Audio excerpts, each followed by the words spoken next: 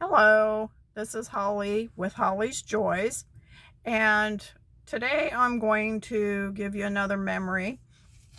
Actually, it's a memory of a story my mom used to tell about herself growing up, and I really value these stories that she shared with me, and hopefully you'll glean something from it too. This story is going to be called The Bull and the Roller Coaster, and this one is about when she was young.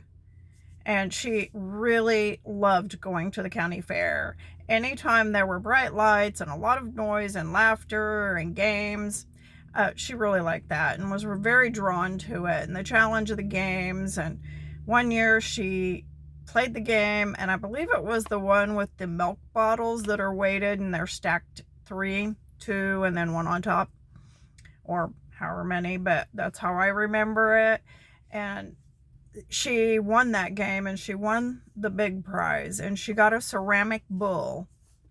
And she loved doodads and, I don't know, baubles, whatever you wanted to call it. She loved all that kind of stuff to sit around the house, and she was just a girl, so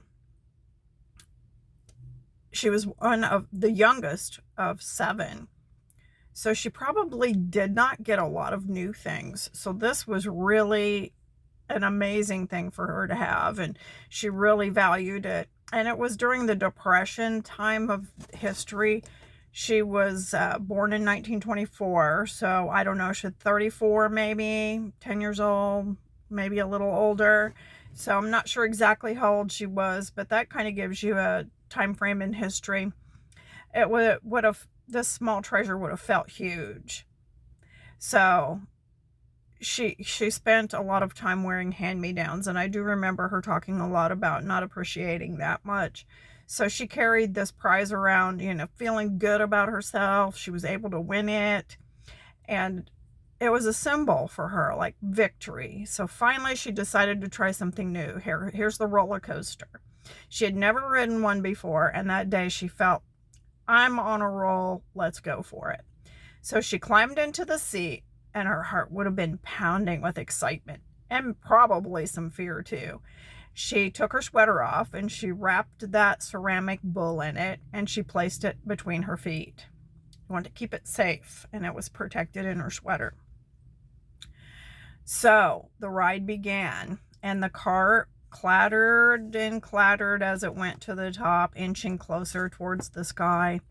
And that momentary pause at the top when you're on a roller coaster, and your heart's just, so exciting.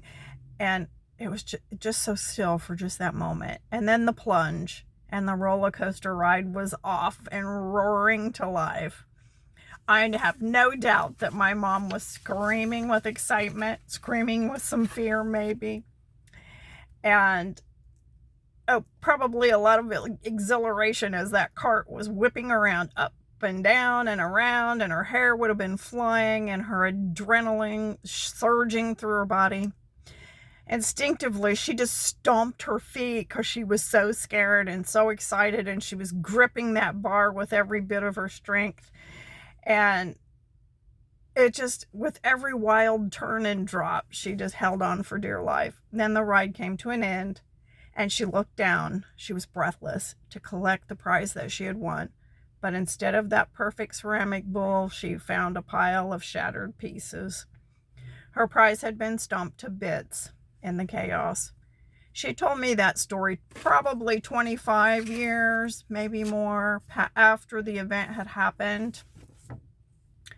I could still feel the sadness in her voice when she talked about that little bull. The pang of loss she carried that whole time for that little bull. It wasn't just an object to her. It was everything it represented, her pride, her accomplishment, her excitement for having won it. So my prayer for you is, when someone shares a story about their life, something that seems important to them, listen. Acknowledge the weight of it, especially the weight of it for them. It may not have much importance to you, but if they're sharing it with you, it does for them. For those stories you wish that didn't matter to you, seem insignificant to your brain, but your heart feels the weight of them.